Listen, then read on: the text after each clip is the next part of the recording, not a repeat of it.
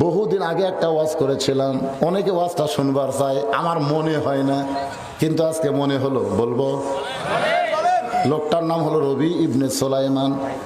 ওরা 10 জন বন্ধু মিলে হজে যাবে।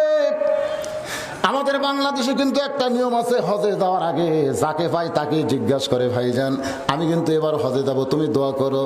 এতে করে হজে যাওয়ার দোয়াও চাওয়া হলো, আবার 10 জনক জানানো হলো। জোরে কোন কথা ঠিক না? একটা ইবাদত মানুষ জানিয়া করে, সেই ইবাদতের নাম কি? হজ। হজ হজ নামের আগে খেলে আলহাজ না লিখলি অনেকে খেপে যায়। অনেক দূরের একটা আত্মীয় ছিল রবি ইবনে সুলাইমান, সেখান থেকে দোয়া নিয়ে ফেরার পথে রাস্তায় রাত্রেবেলা দেখে রাস্তার পাশে কে যেন কি করতে, কাছে গিয়ে দেখে একটা মহিলা মরা গাধার গা থেকে গোস্ত কাটতেছে আর টোপলা বানতেছে। রবি ইবনে সুলাইমান চিন্তা করে, গাধা খাওয়া হারাম আর মরা গাধার গা থেকে মেয়েটা গোস্ত কাটে, নিশ্চয় মেয়েটা কোনো খারাপ জায়গার সঙ্গে যোগাযোগ আছে। গোস্ত যখন টোপলা হয়ে গেছে, রবি ইবনে সুলাইমান তখন মেয়েটার পিছনে রওনা দিল। নিরাপদ দূরত্ব রেখে মেয়েটার পিছনে রওনা দেয়। মেয়েটা একটা ভাঙ্গা বাড়ির মধ্যে যেই মাত্র ঢুকছে, সঙ্গে সঙ্গে 2টা মেয়ে মা মা বলে দৌড়াইছে।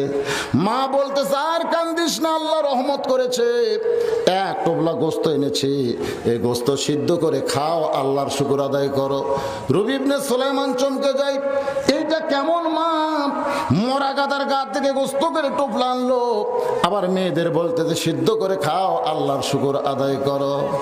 রবি ইবনে সুলাইমান দেখলেন লোকমা দেওয়া ছাড়া উপায় নাই, তিনি লোকমা দিলেন। মা তুমি কেমন মা? তোমার অসহায় ক্ষুধার্ত মেয়েদেরকে তুমি ধোকা দাও। আমি নিজের চোখে দেখেছি মরা গাদার গা থেকে গোস্ত করে তুমি টোপলা বানছো, আর সেইটা সিদ্ধ করে কেমনে আল্লাহর শুকর আদায় করবে?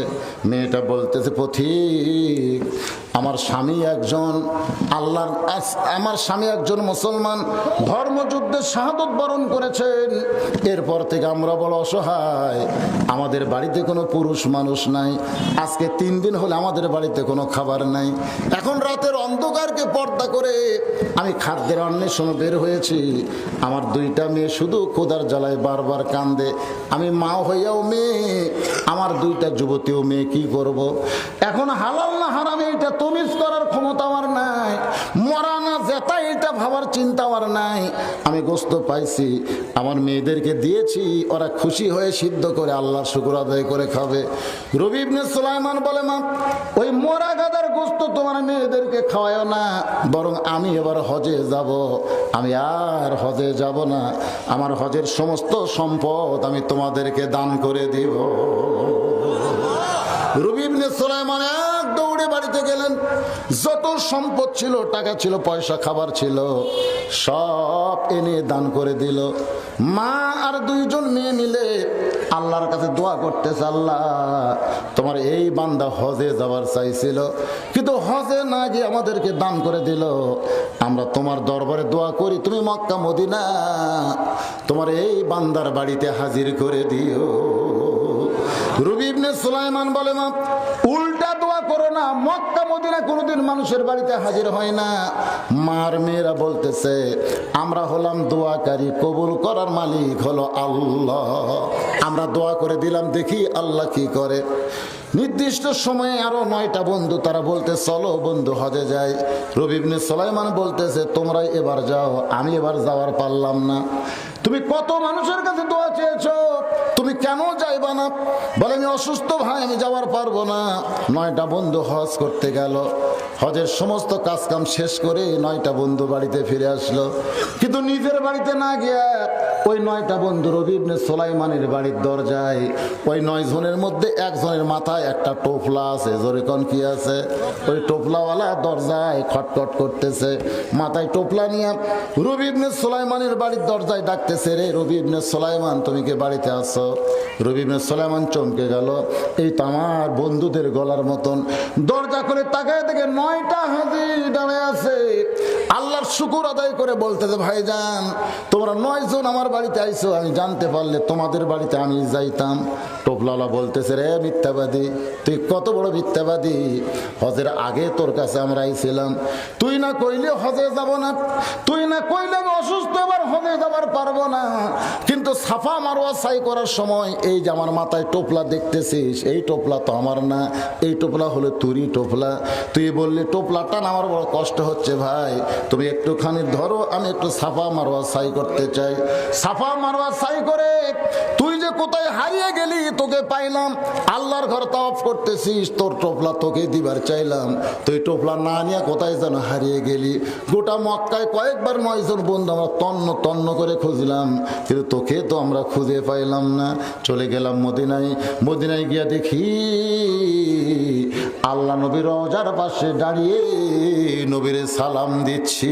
9টা বন্ধু তোর পিছনে দাঁড়িয়ে নবীকে সালাম দেওয়া শুরু করলাম, হঠাৎ তুই কোথায় যেন হারিয়ে গেলি, আর তোকে মদিনায় খুঁজে পেলাম না। রে মিথ্যাবাদী, একসঙ্গে হজে যাবার চাইছিলাম, কিন্তু হজ আমাদের সঙ্গে গেলি না, আবার তোর টোপলা আমাকে কুলির মতন বহায় নিলি, দেখা দেওয়ার পরেও কোনো কথাবার্তা বললি না। রবি ইবনে সুলাইমান বলে, আল্লাহ, আমি তো হজেই যাই নাই, আমার বন্ধুরা কি বলতেছে? 9 জন বন্ধু বলে মুনাফিক, একজন দেখলে ভুল হতো, 9টা মানুষ 18 চোখ দিয়ে বারবার তোকে দেখেছি, তোর সঙ্গে আমাদের কোনো বন্ধুত্ব নাই। যার মাথায় টোপলা ছিল রাগ করে টোপলাটা ফেলে দিয়ে 9টা বন্ধু যখন বিদায় নেয়, আল্লাহর বান্দা রবি ইবনে সুলাইমান ওই টোপলার কাছে বসে কান্দের বলে, আল্লাহ, আমি জীবনে এমন কি পাপ করেছি, আমি জীবনে এমন কি পাপ করেছি, যেই পাপ করার কারণে আজকে বন্ধুরা আমাকে মিথ্যাবাদী বলে চলে গেল। এটা কিসের টোপলা গো আল্লাহ, আমার সামনে ফেলে দিয়ে কোথায় চলে যায়। কানতে কানতে কানতে রবি ইবনে সুলাইমান অতিরিক্ত কান্নায় বেহুশ হয়ে পড়ে গেলেন। ওই বেহুশ অবস্থায় দেখতে পাই আল্লাহর নবী রওজায় নাই, রবি ইবনে সুলাইমানের মাথার পাশে দাঁড়িয়ে আছে। রবি ইবনে সুলাইমান বলে, নবী গো, আপনি আমার শিওরের পাশে, আমার ভাগ্য কত ভালো। রাসূল বলতেছে, রে রবি ইবনে সুলাইমান, তোমার বন্ধুরা মিথ্যা বলে নাই, তোমার বন্ধুরা যা বলেছে সত্য বলেছে। তুমি হজে না গেলে কি হবে, একজন ফেরেশতাকে আল্লাহ তোমার চেহারায় রবি ইবনে সুলাইমান বানায়া তোমার নামে হজ করাইছে, তোমার নামে আমার রাসূলের রওজা জিয়ারত করাইছে। রবি ইবনে সুলাইমান বলে, ইয়া রাসূলুল্লাহ, কেন?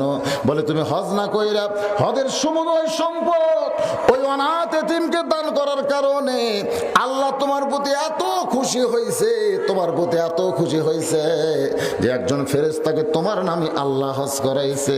রবি ইবনে সুলাইমান বলে, ইয়া রাসূলুল্লাহ, তাহলে আমার বন্ধু যে রাগ করে এই টোপলাখানা আমার সামনে ফেলে দেওয়া যায়, এটা কিসের টোপলা গো নবী, আপনার কাছে একটু জানবার চাই। সঙ্গে সঙ্গে নবী কোরআন থেকে তেলাওয়াত করলেন, ওয়ামা তুনফিকু মিন শাইইন ফি সাবিলিল্লাহি ওয়াফা ইলাইকুম ওয়া আনতুম লা তুজলামুন। রে রবি ইবনে সুলাইমান, তুমি যত হাইসিনদেরকে হজ না করে যে টাকা পয়সা তুমি তাদেরকে দান করেছিলে, তার থেকে 10 গুণ এই টোপলার মধ্যে আল্লাহ তোমাকে দুনিয়াতে দিয়া দিছে।